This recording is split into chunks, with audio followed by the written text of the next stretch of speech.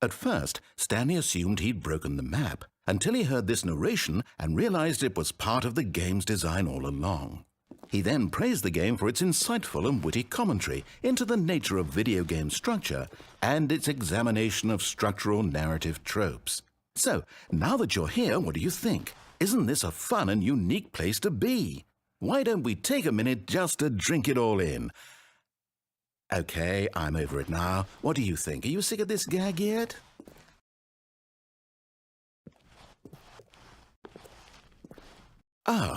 Then in that case we'll continue. But now, here comes the real question.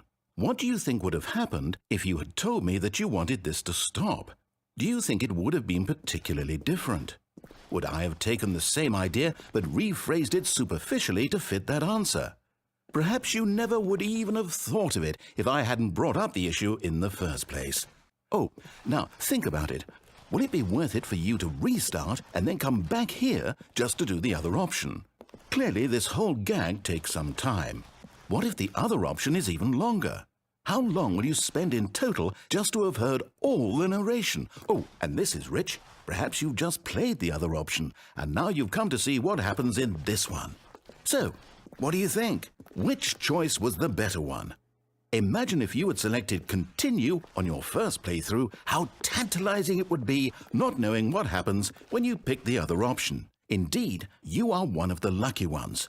Though if the other option is really miserable to listen to, then perhaps you're not. In fact, I'm just going to say that no one who's listening to this is lucky. Well now, I've built up the other options so much that I'm going to stop talking and leave you to your decision whether to come back here, continue with the game, or just sit in this spot forever and ever.